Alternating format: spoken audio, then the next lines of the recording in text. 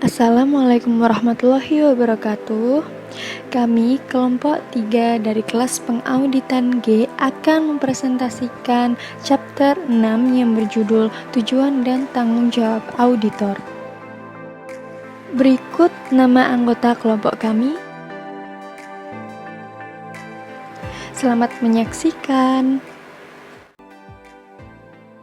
Ya, perkenalkan, nama saya Perdana Priyatno Putra. Untuk selanjutnya, tujuan pelaksanaan audit atas laporan keuangan. Tujuan pengauditan umum atas laporan keuangan oleh auditor independen merupakan pemberian opini atas kewajaran di mana laporan tersebut telah disajikan secara wajar dalam segala hal yang material, dalam posisi keuangan, dalam hasil usaha dan arus kas, dan ataupun sesuai dengan prinsip-prinsip akuntansi secara umum yang berlaku di Indonesia. Dan untuk langkah-langkah mengembangkan tujuan audit, yang pertama ada memahami tujuan dan tanggung jawab audit.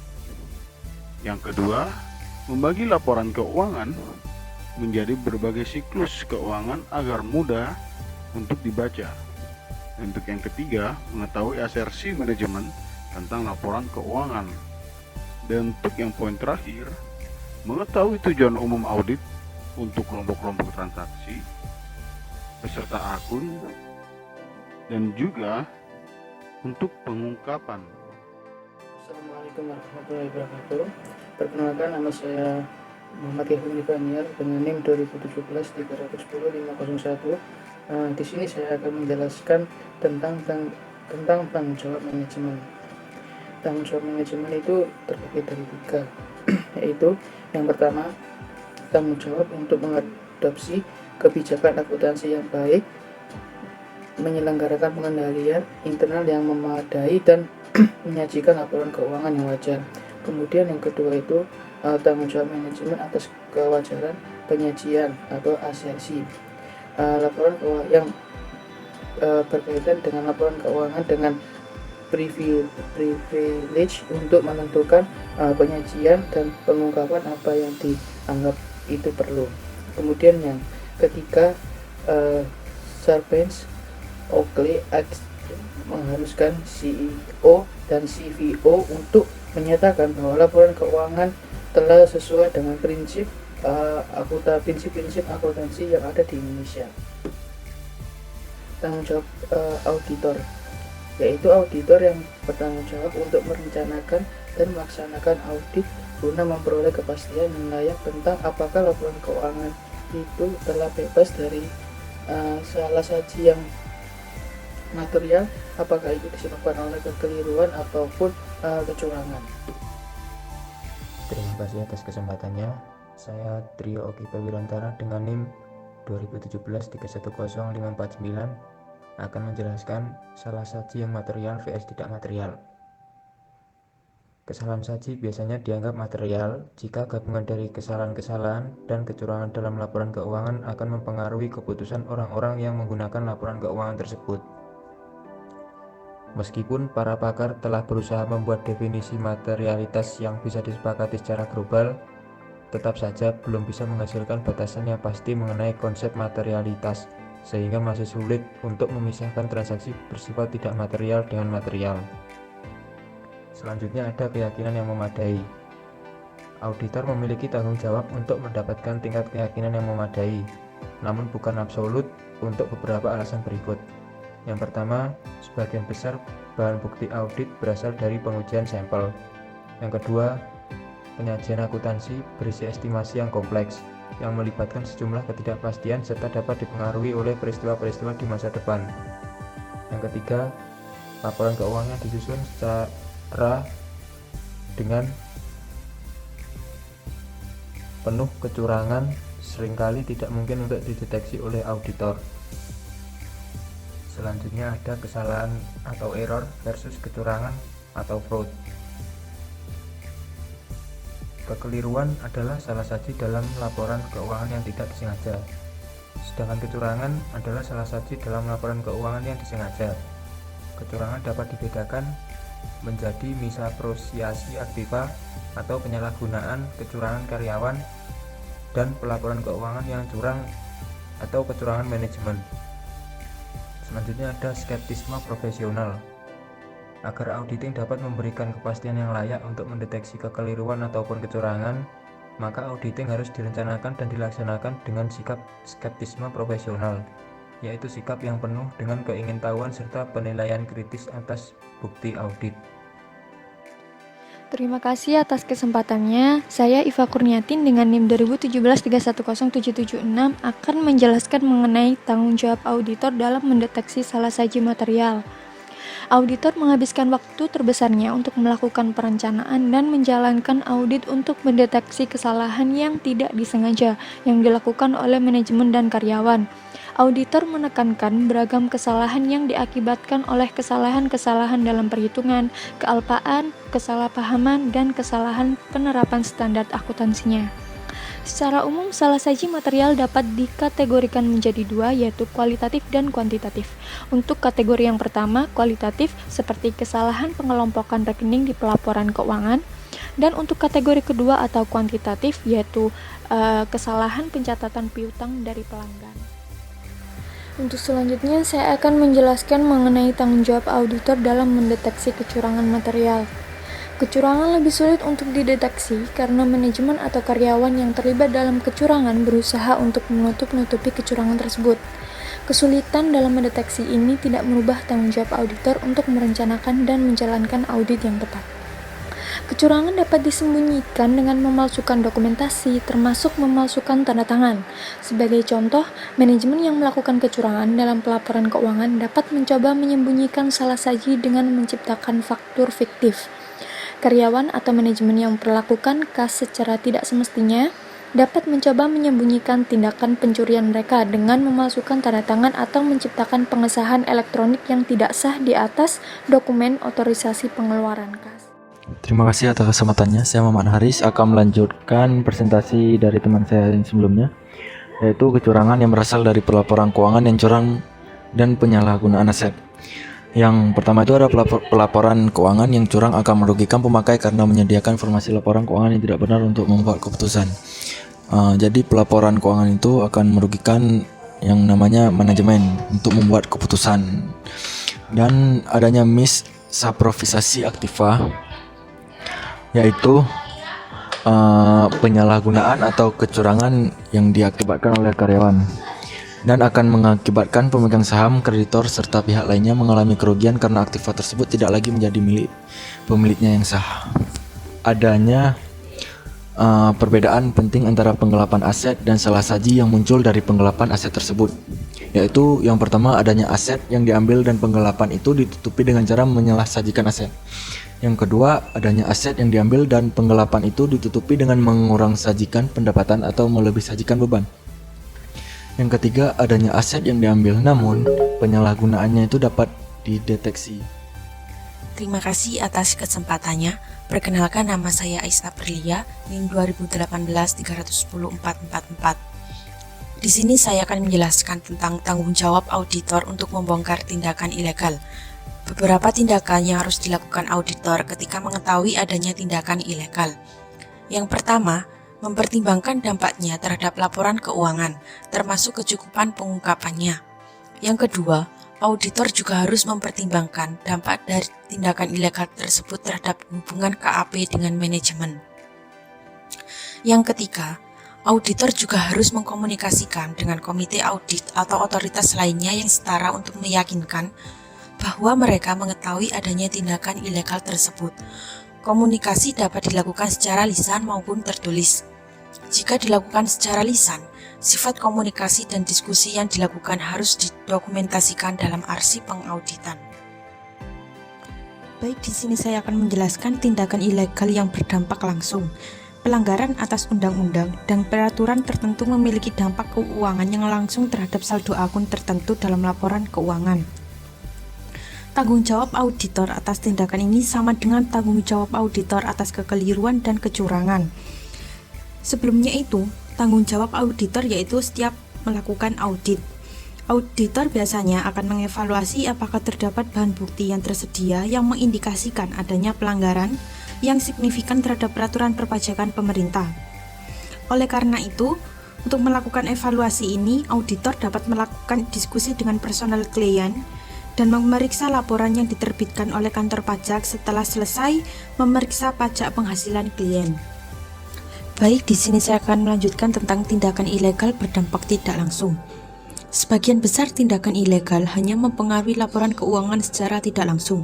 Standar auditing menyatakan bahwa auditor tidak memberikan kepastian bahwa tindakan ilegal yang berdampak tidak langsung akan terdeteksi. Dalam standar auditing menyatakan bahwa auditor tidak memberikan keyakinan bahwa tindakan-tindakan ilegal berdampak tidak langsung dapat dideteksi. Secara tidak langsung, denda potensial yang besarnya signifikan dan sanksi yang diberikan berdampak tidak langsung terhadap laporan keuangan dengan menciptakan kebutuhan untuk mengungkapkan liabilitas kontingensi sejumlah denda yang mungkin harus dibayarkan. Contoh tindakan ilegal diantaranya pelanggaran peraturan insider trading, kemudian hukum hak sipil dan peraturan keselamatan karyawan. Terima kasih atas kesempatannya. Saya atas nama Rizky Maulidia dengan NIM 2018-310-490 akan melanjutkan presentasi dari rekan saya. Saya akan menjelaskan slide tentang 3 tingkat tanggung jawab seorang auditor untuk menemukan dan melaporkan tindakan-tindakan secara ilegal. Yang pertama ada pengumpulan bukti. Jika tidak ada alasan untuk percaya bahwa ada tindakan ilegal yang berdampak tidak langsung, pengumpulan bukti itu bertujuan untuk membuat kesimpulan tentang apakah laporan telah disajikan secara wajar dan untuk menentukan keefektifan pengendalian secara internal. Yang kedua, akumulasi bukti. Ketika ada alasan untuk meyakini adanya tindakan ilegal langsung atau tidak langsung yang mungkin timbul, tindakan yang perlu dilakukan adalah yang pertama, meminta keterangan kepada manajemen yang berada satu tingkat di atasnya. Yang kedua, berkonsultasi dengan penasehat hukum klien. Dan yang terakhir, mempertimbangkan pengumpulan bukti audit tambahan. Selanjutnya, tindakan apabila auditor mengetahui suatu tindakan ilegal yang bisa dilakukan adalah mempertimbangkan pengaruhnya pada laporan keuangan. Yang kedua, mempertimbangkan pengaruh terhadap hubungan kantor akuntan publik dengan manajemen. Dan yang terakhir ada berkomunikasi dengan komite audit atau pihak yang memiliki wewenang yang sama. Selanjutnya saya akan melanjutkan slide tentang pendekatan siklus dalam pengelompokan audit. Sebuah cara yang umum untuk mengelompokkan audit adalah dengan tetap mempertahankan hubungan erat antara jenis transaksi dan saldo akun dalam segmen yang sama. Pendekatan ini disebut sebagai pendekatan siklus. Siklus-siklus tersebut terdiri dari siklus penjualan dan penagihan. Siklus penjualan dan penagihan tersebut adalah untuk melibatkan keputusan dan proses yang dibutuhkan untuk transfer kepemilikan dari barang dan jasa kepada pelanggan setelah barang-barang tersebut tersedia untuk dijual. Yang kedua, ada siklus pembelian dan pembayaran. Adalah untuk mengevaluasi apakah akun yang dipengaruhi oleh akuisisi barang dan jasa dan pengeluaran kas untuk akuisisi tersebut disajikan secara wajar sesuai dengan standar akuntansi.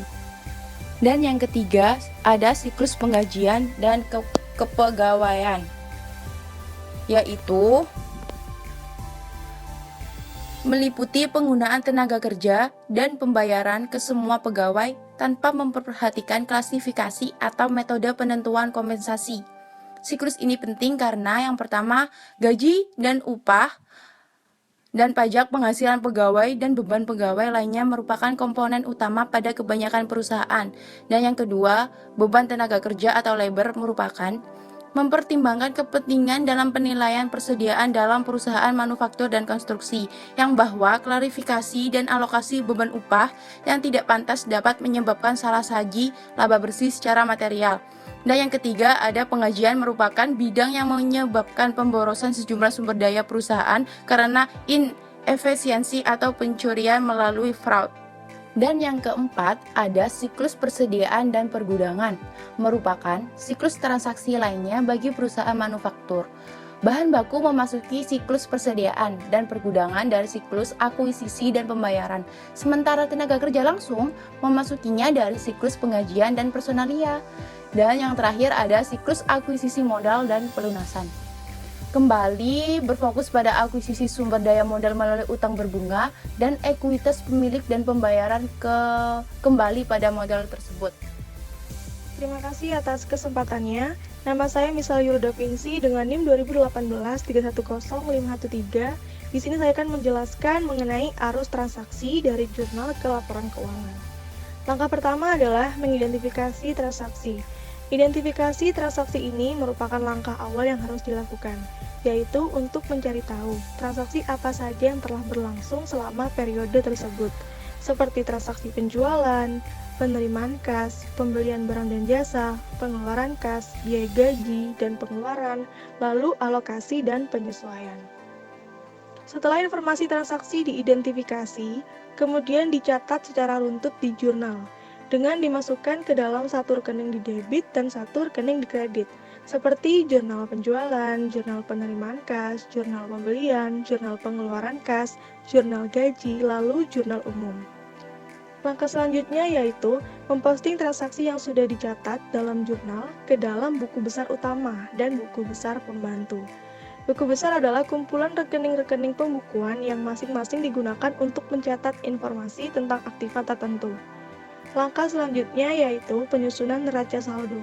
Neraca saldo adalah daftar saldo rekening-rekening buku besar pada periode tertentu. Jika jumlah saldo debit tidak sama dengan jumlah yang ada di kredit, maka dikatakan bahwa neraca saldo tidak seimbang atau masih ada kesalahan. Jika demikian, maka harus mencari kesalahan yang terjadi sebelum laporan disusun. Lalu, langkah yang terakhir adalah penyusunan laporan keuangan. Tujuan audit atas laporan keuangan adalah untuk menyatakan pendapat apakah laporan keuangan secara keseluruhan telah disajikan dengan wajar, disajikan secara wajar, dan sesuai dengan prinsip akuntansi yang berlaku. Untuk memberikan pendapat tentang laporan keuangan secara keseluruhan, auditor harus memeriksa seluruh rekening yang membentuk laporan keuangan yang bersangkutan, seperti laporan posisi keuangan, laporan laba rugi, laporan arus kas, laporan perubahan modal, dan catatan atas laporan keuangan. Selanjutnya, saya akan menjelaskan mengenai hubungan di antara siklus. Gambar di atas menunjukkan hubungan antar siklus yang tidak mempunyai awal atau akhir, kecuali pada awal pendirian dan pembubaran perusahaan. Siklus-siklus transaksi sangat penting sekali dalam pelaksanaan audit. Umumnya auditor memperlakukan setiap siklus secara terpisah dalam pelaksanaan audit, meskipun siklus yang berbeda itu perlu dikaitkan dalam waktu yang berlainan. Auditor harus memperlakukan siklus-siklus itu secara terpisah agar dapat menangani audit yang kompleks secara efektif. Aktivitas perusahaan dimulai dengan perolehan modal yang biasanya dalam bentuk kas atau kas umum. Dalam perusahaan manufaktur, pada siklus pembelian dan pembayaran, yaitu kas digunakan untuk membeli bahan baku, aktiva tetap, dan barang serta jasa lain guna menghasilkan persediaan barang jadi. Lalu pada siklus penggajian dan kepegawaian, meliputi penggunaan tenaga kerja dan pembayaran ke semua pegawai, tanpa memperhatikan klasifikasi atau metode penentuan kompensasi. Produksi dan penggajian sebenarnya serupa sifatnya dengan siklus pembelian dan pembayaran, tetapi fungsinya cukup berbeda sehingga diperlakukan sebagai siklus tersendiri. Lalu siklus akuisisi modal dan pelunasan, yaitu berfokus pada akuisisi sumber daya modal melalui utang berbunga dan ekuitas pemilik dan pembayaran kembali modal tersebut. Siklus ini mencakup pembayaran utang dan dividen. Lalu siklus persediaan dan pergudangan merupakan siklus yang memiliki hubungan erat dengan siklus transaksi lainnya. Bagi perusahaan manufaktur, bahan baku memasuki siklus persediaan dan pergudangan dari siklus akuisisi dan pelunasan. Sementara tenaga kerja langsung memasukinya dari siklus penggajian dan kepegawaian. Siklus persediaan dan pergudangan diakhiri dengan penjualan barang dalam siklus penjualan dan penagihan. Kemudian pada siklus penjualan dan penagihan melibatkan keputusan dan proses yang dibutuhkan untuk transfer kepemilikan dari barang dan jasa kepada pelanggan setelah barang-barang tersebut tersedia untuk dijual, diikuti dengan penagihan dan pengumpulan kas. kas yang diterima digunakan untuk membayar dividen dan bunga, serta memulai lagi siklus berikutnya. Sedangkan dalam perusahaan jasa, terjadi hubungan antar siklus yang hampir sama dengan perusahaan manufaktur, tetapi dalam perusahaan jasa tidak dijumpai persediaan dan mungkin tidak ada penagihan piutang. Terima kasih atas kesempatannya. Nama saya Rini Marhamah dengan NIM 842. Jadi di sini saya akan menjelaskan mengenai menetapkan tujuan pengauditan. Yang pertama ada tujuan audit yang berkaitan dengan transaksi. Tujuan dari audit ini yaitu memberikan kerangka kerja guna membantu auditor mengumpulkan bukti audit yang cukup kompeten, yang disyaratkan oleh standar pekerjaan lapangan ketiga, dan memutuskan bukti audit yang tepat dan harus dikumpulkan bagi kelas transaksi sesuai dengan situasi penugasan audit. Nah, yang kedua, tujuan audit yang berkaitan dengan saldo. Tujuan dari audit ini yaitu diterapkan pada saldo akun seperti piutang usaha, persediaan, bukan kelas transaksi seperti transaksi penjualan dan pembelian persediaan. Nah, tujuan ini yaitu mengikuti asersi manajemen dan memberikan kerangka kerja guna membantu auditor mengumpulkan bukti yang tepat yang mencukupi berkaitan dengan saldo akun. Dan yang ketiga, tujuan audit yang berkaitan dengan penyajian dan pengungkapan. Nah, tujuan dari audit ini yaitu menghubungkan 4 tujuan audit yang berkaitan dengan penyajian dan pengungkapan dengan asersi manajemen atas penyajian dan pengungkapan.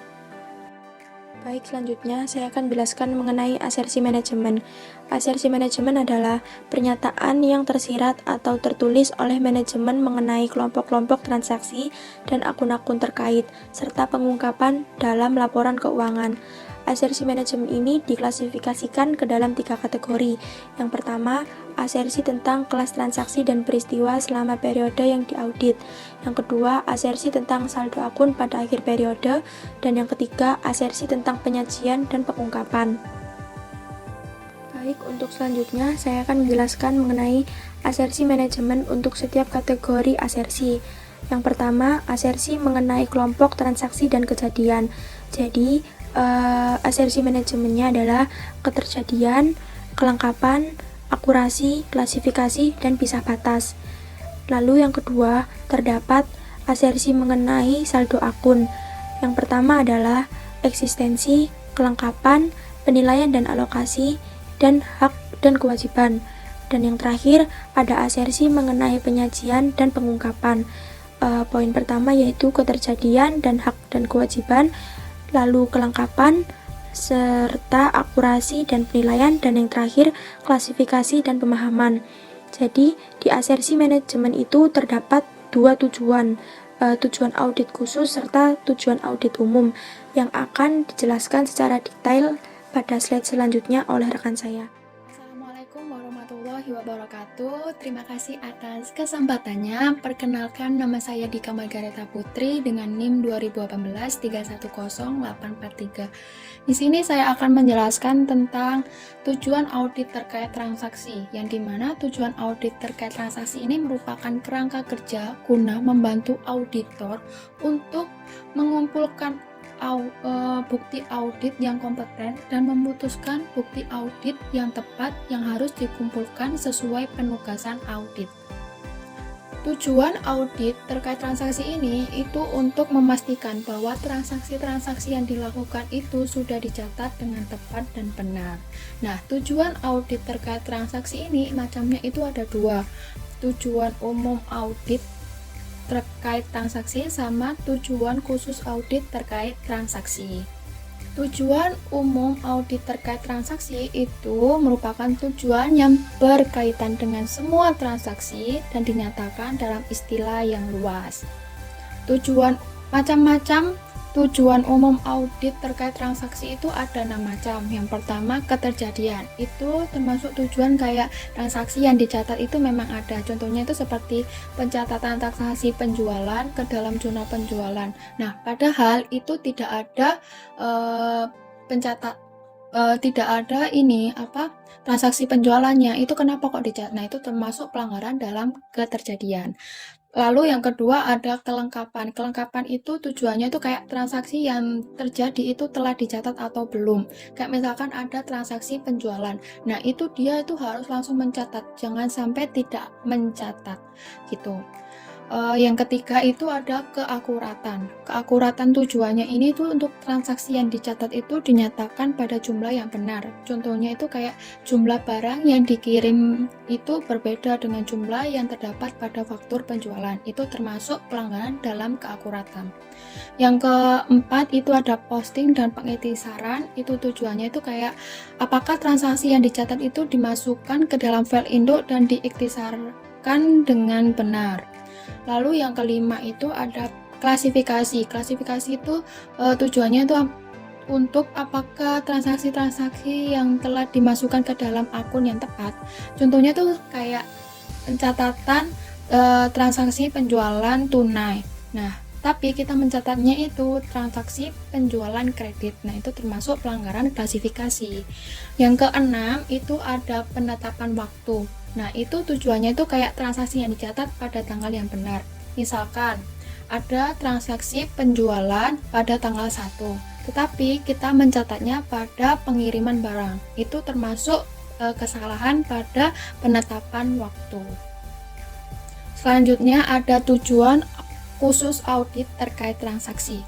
Tujuan khusus audit terkait transaksi ini merupakan tujuan yang diterapkan pada setiap kelas transaksi tetapi dinyatakan dalam istilah yang disesuaikan untuk kelas transaksi khusus. Contohnya seperti penjualan, penerimaan kas, akuisisi, barang dan jasa gitu. Selanjutnya saya akan menjelaskan tentang tujuan audit terkait saldo yang dimana ini terdapat perbedaan dan persamaan dari tujuan audit terkait transaksi. Persamaan dari tujuan audit terkait saldo dengan tujuan audit terkait transaksi ini, dia itu termasuk kerangka kerja guna membantu auditor untuk mengumpulkan bukti audit yang kompeten dan memutuskan bukti audit yang tepat yang harus dikumpulkan sesuai penugasan audit. Nah, perbedaannya itu kalau tujuan audit terkait saldo itu dia diterapkan pada saldo akun. Nah, kalau tujuan audit terkait transaksi itu dikaitkan dengan transaksi-transaksi yang ada. Dan perbedaannya itu ada lagi tujuan umum untuk audit terkait transaksi itu tujuan umumnya itu ada 6 macam, tetapi kalau tujuan umum audit terkait saldo itu ada 8 macam.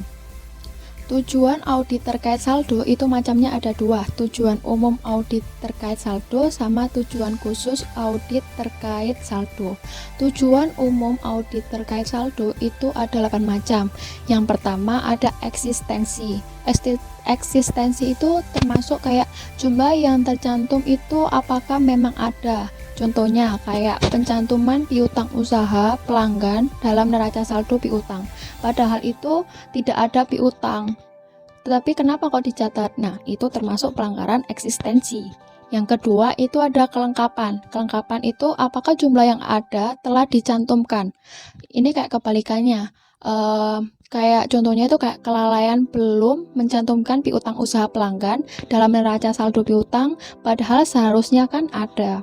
Yang ketiga itu akuratan. Itu termasuk jumlah yang tercantum itu dinyatakan dengan benar. Contohnya seperti pos persediaan dalam daftar persediaan pelanggan dapat salah karena jumlah unit persediaan fisik salah saji, atau harga per unit salah, atau total yang dihitung secara tidak benar. Yang keempat itu ada klasifikasi. Jumlah yang tercantum dalam daftar klien itu telah diklasifikasi dengan tepat. Contohnya kayak pemisahan antara piutang jangka pendek dengan jangka panjang, terus jumlah piutang yang berasal dari para pejabat direksi itu dibeda-bedakan. Terus ada yang ke-5 itu cut off, itu transaksi yang mendekati tanggal neraca yang telah dicatat pada periode yang tepat. Yang ke-6 itu ada hubungan yang rinci, itu termasuk rincian saldo akun sesuai dengan jumlah pada master file yang tercakup dalam nilai total saldo akun dan sesuai dengan nilai total dalam buku besar. Yang ke-7, nilai yang direalisasi. Itu kayak aset yang dicantumkan dalam jumlah yang diperkirakan akan terrealisasi. Contohnya seperti mempertimbangkan kecukupan penyisian piutang tak tertagih dan penghapusan persediaan yang usang. Yang ke-8 itu ada hak dan kewajiban, itu yang berkaitan dengan aktiva dan kewajiban dengan utang.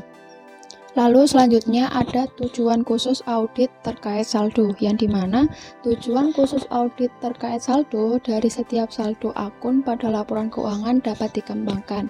Contohnya itu seperti tujuan audit khusus yang berkaitan dengan saldo itu kayak hak dan kewajiban atas persediaan. Nah, itu mencakup yang pertama, perusahaan memiliki hak atas semua item persediaan yang terdapat pada daftar, sama persediaan itu tidak dijaminkan sebagai akunan kecuali hal tersebut diungkapkan. Sebelumnya, terima kasih atas kesempatannya. Perkenalkan, nama saya Alina Mira, NIM 2018-310-864. Di sini saya akan menjelaskan tentang tujuan audit terkait penyajian dan pengungkapan. Tujuan audit terkait penyajian dan pengungkapan sama persis dengan asersi manajemen yang didiskusikan rekan saya sebelumnya. Konsep yang sama dalam pengaplikasian tujuan audit terkait saldo harus sesuai dengan penyajian dan pengungkapannya. Nah, bagaimana mencapai tujuan audit tersebut? Auditor harus mendapatkan dan mengumpulkan bukti yang mendukung seluruh asersi terhadap laporan keuangan. Hal ini dicapai dengan mengakumulasikan bukti yang mendukung dari kombinasi tujuan audit terkait saldo dan transaksi. Auditor juga harus memutuskan tujuan audit yang tepat dan bukti yang mendukung tujuan audit tersebut. Untuk melakukan ini, auditor harus melaksanakan seluruh proses audit. Nah, asersi tentang penyajian dan pengungkapan ini mencakup 4 hal. Yang pertama, keterjadian dan hak serta kewajiban. Yang kedua, kelengkapan. Yang ketiga, keakuratan dan penilaian. Dan yang terakhir, klasifikasi dan dapat dipahami. Selanjutnya, saya akan menjelaskan 4 fase pengauditan laporan keuangan. Nah, 4 fase ini itu untuk mencapai tujuan audit yang telah saya jelaskan di slide sebelumnya. Fase yang pertama, merencanakan dan merancang pendekatan audit. Nah, di fase yang pertama ini, auditor menggunakan informasi yang didapatkan dari prosedur penilaian resiko terkait dengan penerimaan klien dan perencanaan awal, memahami bisnis dan industri klien, menilai resiko bisnis klien, dan melakukan prosedur analisis pendahuluan. Gitu. Nah, fase yang kedua yaitu melakukan pengujian pengendalian dan pengujian substantif transaksi. Tujuan di fase kedua ini adalah untuk mendapatkan bukti yang mendukung pengendalian tertentu yang berkontribusi terhadap penilaian resiko pengendalian yang dilakukan oleh auditor untuk audit atas laporan keuangan dan untuk audit pengendalian internal atas laporan keuangan dalam suatu perusahaan publik. Fase yang ketiga yaitu melakukan prosedur analitis dan pengujian terperinci saldo. Tujuan dari fase ini adalah untuk mendapatkan bukti tambahan yang memadai untuk menentukan apakah saldo akhir dan catatan-catatan dalam laporan keuangan telah disajikan secara wajar. Dan yang terakhir, fase keempat, yaitu menyelesaikan audit dan menerbitkan suatu laporan audit. Sekian presentasi dari kelompok kami, kurang lebihnya mohon maaf. Wassalamualaikum warahmatullahi wabarakatuh.